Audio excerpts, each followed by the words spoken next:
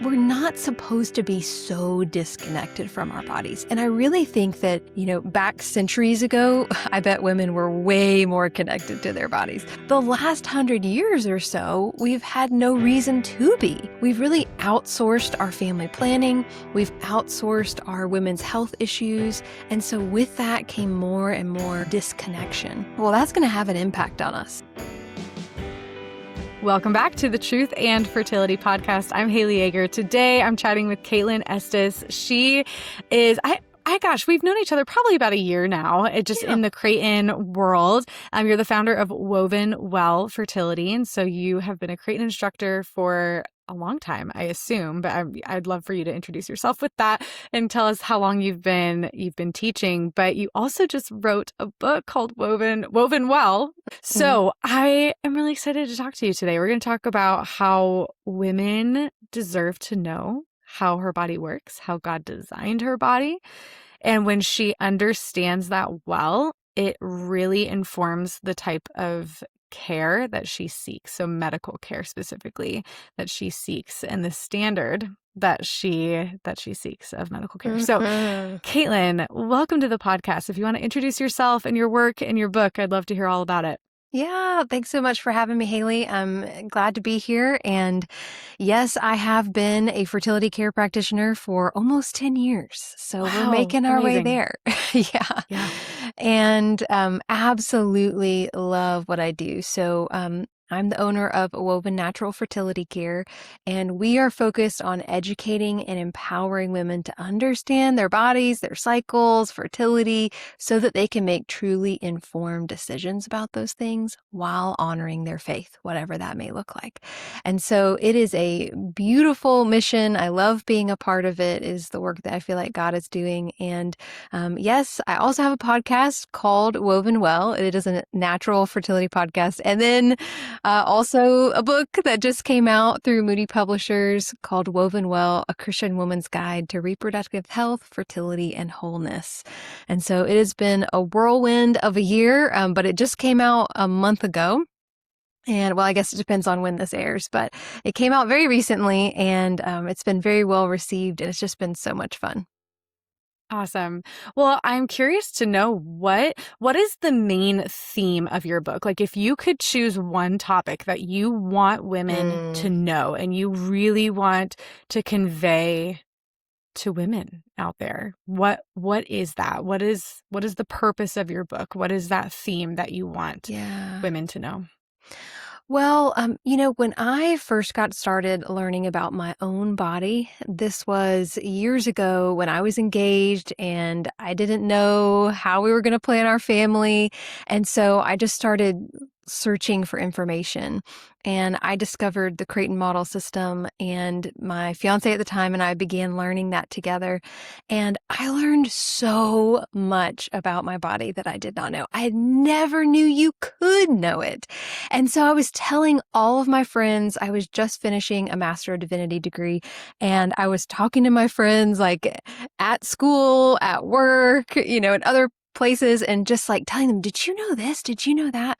And the answer every single time was, no, I didn't know that. Nobody ever told me that. But the really interesting thing about those conversations is that they would start out very practical. Like, I wish I knew this about ovulation, or I really don't understand why my periods are so irregular, etc. Lots of different things. But every single time those conversations would go to a deeper place, from this like practical medical place to this deeper spiritual place. Why did God design women just to suffer? Are we supposed to be suffering? Is this the way it's supposed to be? Why am I designed as a woman? Does it matter? Does it make a difference? And those conversations were so fruitful and so exciting to me, honestly. Like, we just got to very meaningful topics very quickly. And I saw what God was doing. I got a little glimpse, a teeny tiny glimpse of what God is doing. He is calling women to himself through the very very intentional design of their bodies. And so it's so beautiful. And that's ultimately what led to this book, this desire to spread the message to many, many more women and churches and small groups and book clubs and all sorts of things, that God has designed our incredible female bodies with goodness and purpose and amazing detail and intentionality, that they aren't meant to be like this riddle that we can't solve, but really a way to bear the image of God in the world in a way that only women can.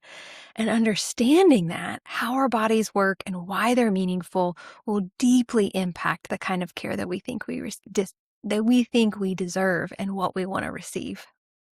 Yeah. I want to just dive right into something you said, because Yeah. so many women see their period as like, quote unquote, this is just like the woman's curse, right? This is just it. What you said it. Why did God design women to suffer?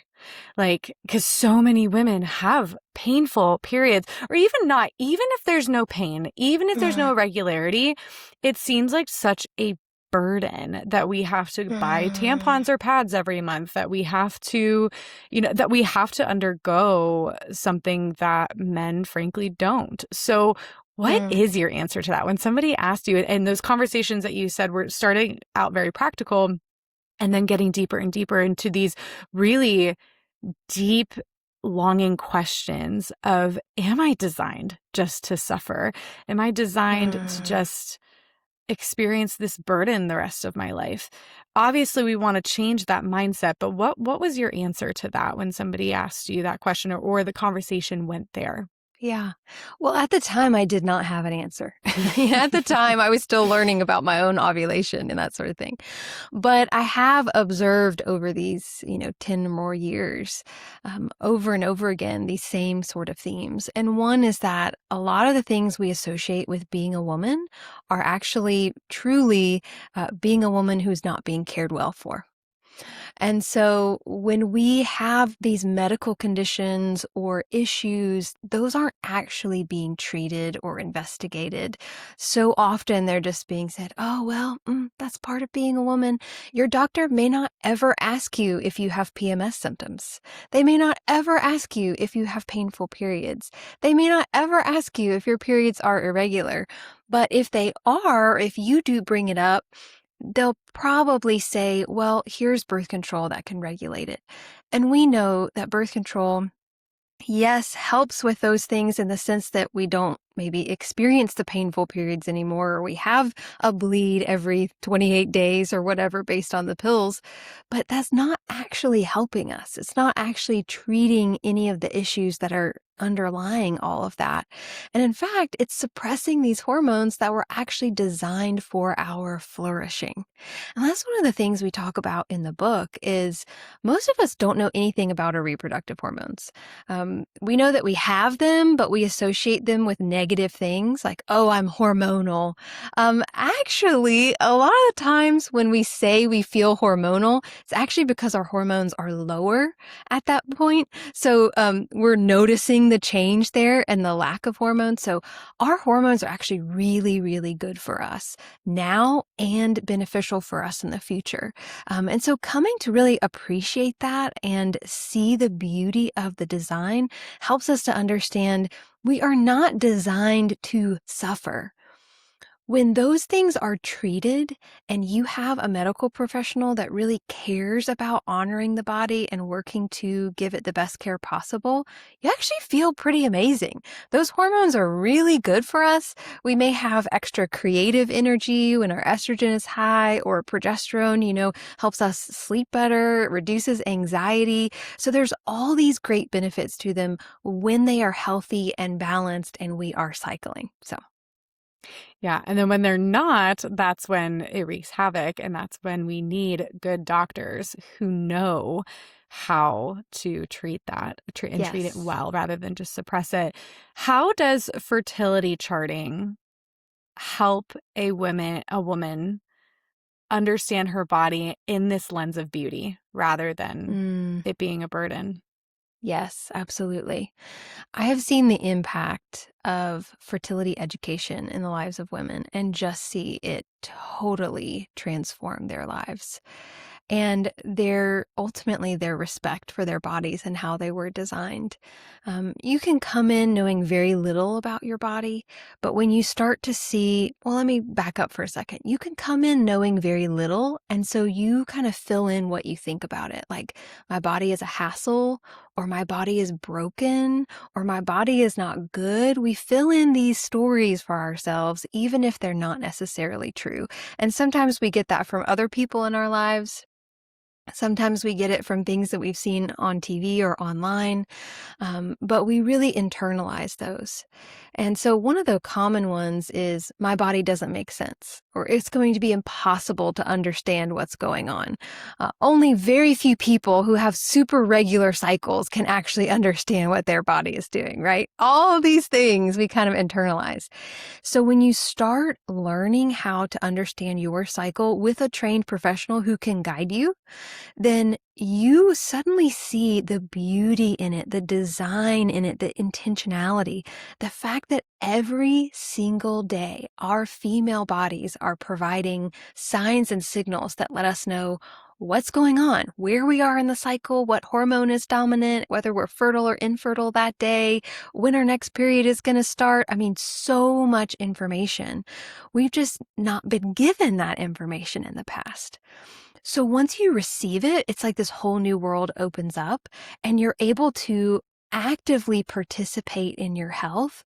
And I also see it transform not just how you walk into the doctor's office, but also your own relationship with your body, your female body, and what it means to be a woman. I think about a couple, actually many, many clients come to my mind, but I'm thinking about a few here. I had one client who was very young, early 20s, and she would, describe herself as living the life. Okay. She was out partying, most nights, and, she was using different substances, and she was, with many different men. And, this had been a habit of hers throughout college. And we started working together at the recommendation of her doctor. And she was kind of like, if I didn't have all these issues, I would never do this, but I'm going to do it. And so we started charting her cycle, and she started seeing what was happening in her body. And you should have seen the transformation. Like, suddenly there was this respect and honor that she carried for her body, because she saw that it was intentional and good and beautiful, not in a way that other people measure, but in the sense that God designed her with intentionality and grace, and her body actually bears the image of God in the world. Of course, this was a slow process this wasn't like 2 sessions in, we're talking about these things. But we get to that point, and she knew that she was designed with dignity. And not only did that help her when she was working with her doctor, but it also really transformed how she approached relationships, how she approached the care for her body, and the kind of substances she was willing to use. And you just started seeing her whole life trajectory change, just by understanding her design. I want to interrupt really quick to tell you about Blessed Is She. Blessed Is She is a place where you can find beautiful Catholic apparel, rosaries, Bibles, Bible studies even, and it's a place to grow in community with other Catholic women. It is also founded in my home state of Arizona, and it is a beautiful business. So I highly recommend going to blessedisshe.net. You can also find their infamous yearly planner. They have been doing this planner for years. I had friends in college who were using the Blessed Is She planner, and I just started using their Blessed Is She planner this year. It has been a game changer for me, and it's not too late to go get yours. So go to blessedisshe.net, use code Haley1076. So that's HALEY 1076 for 10% off your order. You can find the link to their website in the show notes below. So wow. Thank you for sharing that, because that really shows you and me both, and I feel like every other fertility charting, NFP, whatever you want to call it, instructor, the response that we get every single time we teach someone, almost every single time we teach someone, is, why have I never learned this before? Yes. What, like, and I like to say too, this is basic information that I'm giving Yes. you about your body. Like, this is not, you do not need a PhD. You do not need to be a doctor to know this information about your body. Like, this is just, for whatever reason, it is not always at our fingertips to learn these things. But once we do, it takes the scales off our eyes. It completely opens up a whole new window of, oh my gosh, how have I been missing this? Like, and this has been following me my whole life, but I've been missing it. And now Yes. it just, it just takes the scales off of your eyes. So for women who are listening right now that may feel like, they're hearing us, they're hearing this story, they're hearing, okay, God designed my body to be good. He designed my body with intentionality, but I do not feel that way. Like, maybe the heart hasn't caught up to that yet. Maybe it does still feel like such a burden, or there is some sort of, underlying health issue, PMS, or painful periods, what have you. What's the best starting place for her? Maybe you outline this in your book, but is it, I would assume fertility charting is one of those, but where's a place that she can start to get on this journey of seeing her body differently and seeing it as a gift? Yes. Well, you're right that the book does go through it very specifically. In fact, every single chapter is meant to be super approachable. So like you said, no need to have a PhD, no need to even have a degree in order to read it. And we want to make it very approachable. But also it just provides these really practical tools and guidelines throughout so that you actually can take these action steps and respond to what you're reading if you choose to do that, if you want to do that. So yes, I think the first place to start is by finding an educator who can walk with you. I'm all about building your support team, whatever that may look like. And so for some women, that's going to be a fertility educator and a physician who's trained in restorative reproductive medicine and maybe a nutritionist, And then you've got other women who it's going to be maybe still a fertility educator, but then her friend who's really encouraging to her in this process, and an online group that provides support as she's going through something difficult related to fertility or her body. And so you can craft your own support team and what that needs to look like for you. But I do think that fertility education is absolutely the great first start. First step to take, learning more about your body, because then, like I said, the doors open, and then you can kind of choose what you feel like the next path is for you. Do you have underlying issues that haven't been addressed? Or are suddenly you're kind of questioning your family planning options? Maybe you've had an IUD in for the last few years and you really haven't thought very much about it, but now you're coming to really appreciate our body's design for procreation and what that means and what that looks like. And so you're diving into, well, what are my options? And what could I do if I didn't want to use an IUD anymore? Is it just as effective as using an IUD?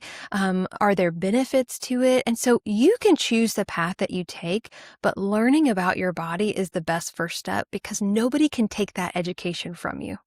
Once you have it, it is yours to empower you to advocate for yourself the rest of your reproductive life. That is so, so incredibly true. I think too, there's another truth there in that women who are offered any sort of hormonal birth control or IUD, I think that, it's so easy for a doctor to just say, here you go. Here's the prescription. Here's the thing. And there's a lack of education that the patient receives about what that's actually doing to her body, how that actually impacts her body, how is it actually working. And I think that if you contrast that with fertility awareness and fertility education, and like you said, I mean, this woman you worked with, this 20-year-old woman you worked with, I mean, it completely opened her eyes to realizing, oh my gosh, this is actually what my body is supposed to be doing. This is how it's actually working. And I think that there's such a huge gift and just it completely just opens your brain wide open to this whole other part of medicine that Mhm. isn't always known about or talked about or shared with us. And so I think Yes. yeah, it's so I important. I so agree with you. And in fact, there's an entire chapter in the book on evaluating your family planning options. And we talk through the different types of birth control that are out there and how it actually works. Because I agree with what you're So saying. helpful. Women are never taught how these work. So, how can you make a truly informed decision? Which, of course, at Woven, that's what we're all about. How can you make a truly informed decision if you don't have all the information and you don't know how it works? Because we will no longer settle for, makes your body think you're pregnant, or it just kind of slows Right. things down. Like, those are very vague statements. I want science. I want data. What is actually happening in my body to my body? What are the benefits and what are the risks? Because we know that birth control comes with lots of risks and side effects that women feel like they just have to deal with if they don't want to get pregnant, or they have to deal with if they're having painful periods.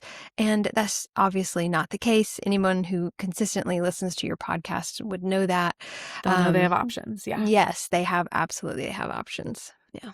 Well, I think that too really influences our idea of, is a woman's body a burden? Because either I have to suffer painful periods or even just having a period every month, or I have to suffer the side effects of the pill. Like there's no good option, right? And so it can just feel like this heavy burden. But when you learn about your body and you learn about restorative medicine or nanotechnology, or it opens a whole new world. I'm curious to know too, I don't know if you have experience with a client necessarily in this, but we talked about how knowing your body well, understanding your body as intentionally made really affects the kind of healthcare that you seek. Mm. And so I'm wondering, do you have any experience with women who, I'm just thinking of the woman who does see her body as a burden and who's really, really fixated on that, and the type of care that she is going to seek, or maybe the standard of care that she's going to be okay with, versus the woman that has been taught by you and knows her Mm. body very well. And like, how does that inform then? Because I want to say too, you and I both get clients where either the doctor is referring them to us to teach them how to chart their cycles, or we're helping them chart their cycles and then referring them to the doctor. So I think it goes both ways. Yeah. But I'm curious to know, what do those two mindsets of what is my body? Is it a burden or is it a gift? How does that inform then the standard of care that we become okay with? Yeah, I've got a great example for you. I have a very sweet client. I love her. She is so fun and so energetic. And anyway, she's just one of my favorite people. I really like her a lot. And when we started working together and we looked at her charting cycle after cycle, we were seeing again and again this spotting that was happening. And now, a lot of women are used to having spotting and they don't really think much about it. That was kind of where she was. And so when I saw it repeated again and again, I brought it up and said, we're at the point where this doesn't look like a fluke. It looks like it is a pattern. And so it's worth investigating. There are lots of different things that can cause mid-cycle bleeding. And some of them are no big deal. And some of them point to some other underlying issues that are worth getting treated. And she was like, ugh. Really? Like, do I have to do it? I've had this for years. Nobody's ever asked me about it. Like, is it really worth the effort to get this looked into? And I do actually tell some of the story in the book, and so it goes into more detail. But that was her whole approach. And I just think it's the perfect example of how women see the care of our bodies. We think, is it worth the effort? Like we assume that it's going to be too much work or it doesn't make a difference. Like we're asking, "Oh, I can get it through it. Like if I can't get through it, then I'm going to see what I can do to treat it. Or, then I'm going to quote unquote bother the doctor with it. But if it's not bothering me, then why not? Like let's just let it lie. But I didn't pressure her. She gets to make that decision. But as we kept going and I kept informing her, like, this is why this matters. This is what could be. It's up to you. But when you're ready, if you're ready, then I can help you prepare for that appointment. And so she did end up going into the doctor begrudgingly. Like she did want to do it herself. She made that choice. But she was like, oh, is this really going to make a difference? Or are they just going to tell me not much you can do about mid-cycle spotting? Because that's what she expected to hear, right? And so instead, what happened was she worked with a physician who was trained in a more restorative approach. They really cared about what was going on. They looked at her charting. They asked her so many questions. She said she had never been to a doctor's appointment where she had spent that much time and had that much investigated about her cycles specifically. And they did some testing and they found out that it's actually an underlying thyroid issue. Oh my gosh. And her thyroid was actually causing the spotting and the bleeding cycle after cycle after cycle after cycle. Well, guess what? They had been trying to conceive and they had been struggling to conceive. And thyroid is huge for trying to conceive, absolutely critical. But not only is it critical for trying to conceive, it's also essential to our daily functioning as human beings. So she was like, well, that's a good thing that I went because of all the reproductive needs. But actually, it improved her overall quality of life. And so often, I think for women, it's like we separate our reproductive system from our entire bodily system. We think of it as separate for some reason. But actually, it's a key part of who we are as a human being. And so all of our bodily systems are connected. And so if you're seeing signs in your reproductive system, it's probably coming from somewhere else, or it could be coming from somewhere else. It could be impacted by your brain or your thyroid, or even sometimes your digestive system, endocrine system. So it's really important, even if you're not trying to conceive, even if you're not thinking about your cycles specifically, it's worth investigating to really look at your overall health too. Yeah. Oh my gosh. I love that example.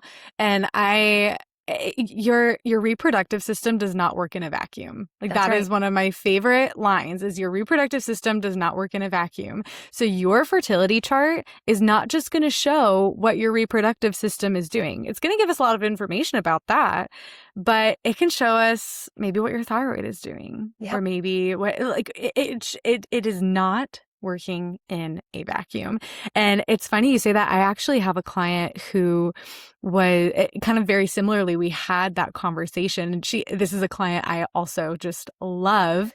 And I believe she was diagnosed with PCOS, very long, irregular cycles, but she had not necessarily struggled with infertility. But she was working with me for really just family planning and helping her understand when she's fertile and infertile.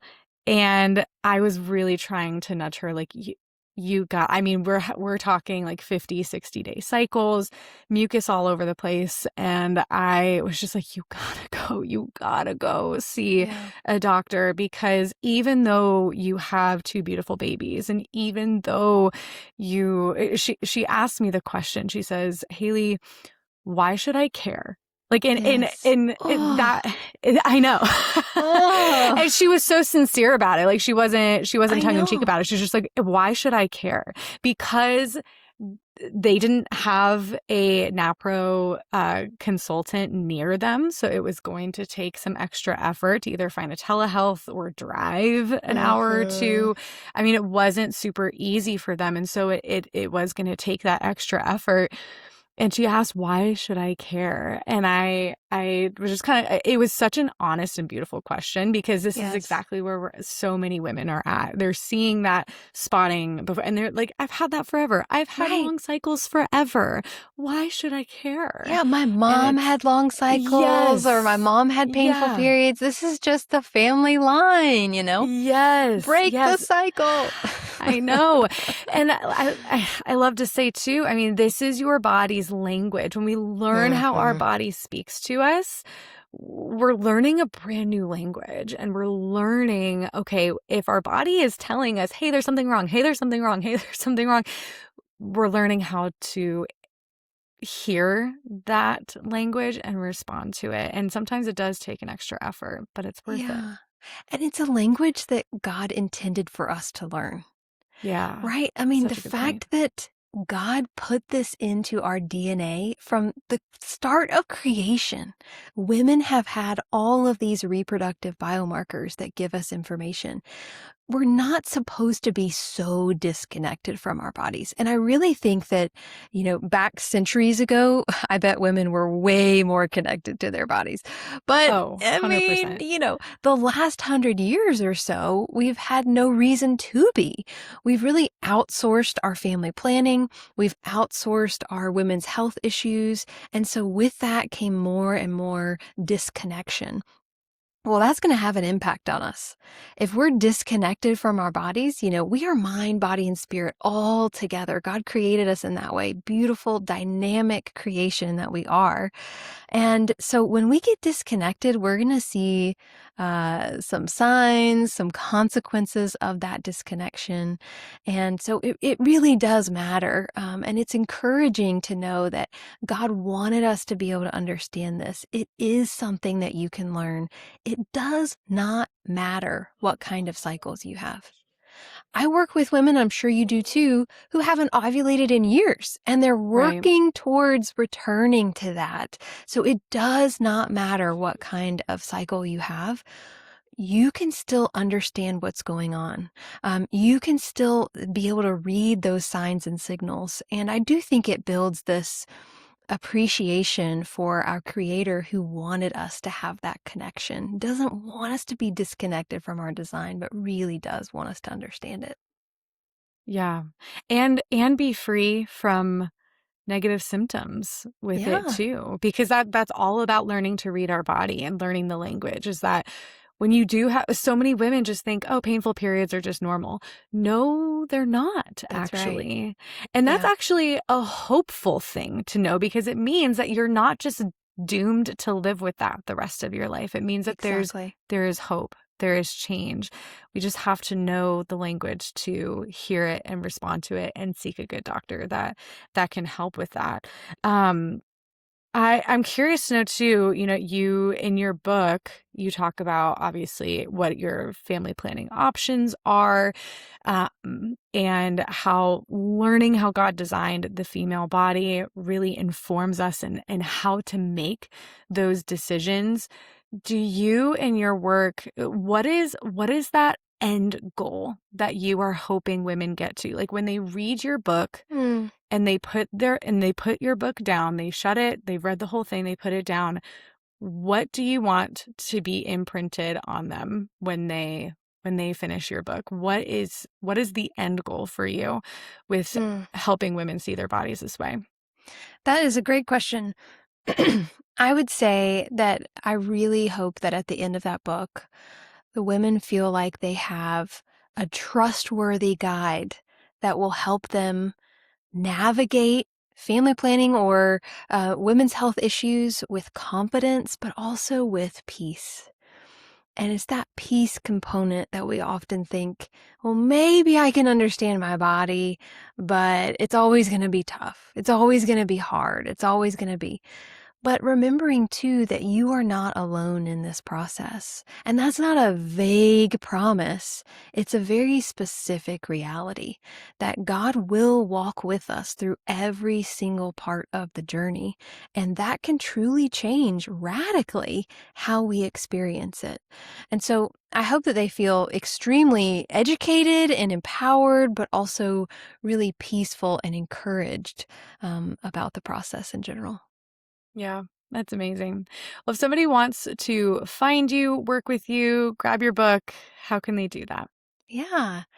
Well, the website is wovenfertility.com. So if anyone wants to get in touch with me or find out what we're doing, that would be a great place to go. It has links to the podcast, which are called Woven Well, and you can listen to that anywhere. And it also has links for where you can buy the book, but it's everywhere. It's Amazon, Barnes and Noble, Target, etc., wherever you want to get it from. But again, it's called Woven Well, A Christian Woman's Guide to Reproductive Health, Fertility, and Wholeness. And I would say my favorite part about having a book in the world so far is the conversations that I'm getting to have with the women who've read it. So if you do read it, whether you read it by yourself or with your sister or with a book club or in a small group, whatever that may be, please let me know. Let me know what you all talk about, what you think about it. Give me feedback on it. Was there something that was missing? Was there something that was really meaningful to you? I would love to be a part of that. And we've been doing some book tour events around the country, and I'm not sure when this will air, so there may still be some events happening by the time it does. So be sure to check the website. We have them all listed there. But it has just been such a joy to be in the room with women and get to talk about the very real issues that maybe they've been looking online for the answers, or they've been, in forums or on Facebook groups, and they're just trying to sort through all the information. But to get to be face to face and talk about their real issues and talk about how God is there for them and a part of this process, actively working towards their good, it's just been so fun. And I'm really excited about all that's to come. Oh, that's amazing. Gosh, I'm going to have to look at your tour. You're not coming to Phoenix, are you? I'm not coming to Phoenix unless that changes. I mean, Hey? Who knows? If there's enough interest, who knows? Maybe we can make it happen. Because those are such needed conversations, and working, you're saying too, not being alone. That is a huge deal. Not feeling like you're alone, hearing from other women that are maybe struggling with the same things, or maybe have success stories that give you hope, right? That is so necessary. So Yes. yeah, meeting with these other women. Every single event so far, we've had someone who has shared their story of transformation. And the stories have been very different so far, but how learning about their body really did change how they cared for it and how they teach their daughters or their nieces or other young women in their lives, and what a difference that it has made for them and for others. And it has been really powerful to have women in the same community, but all be in the same room. Because then you look around, it's like, wow, we're all like-minded. We all care about this. We all want the same type of physician. We all want to respect our bodies in a new way. And so at the end of one of the more recent events, women were just staying at the tables talking. Women that did not know each other, but they were making a community right there together because they realized what you said. They're not alone. There are other women just like them in their town, in their city. And that was really encouraging and fun too. Yeah. Oh, that's amazing. Yeah. Well, is your book tour on your website? Yes, it is. Okay, awesome. So go check it out, see if it's in your area. Caitlin, thank you so much for being on the podcast. You're such a joy, such a gift. It's been such a good conversation. Thank you for inviting me. Glad to be here.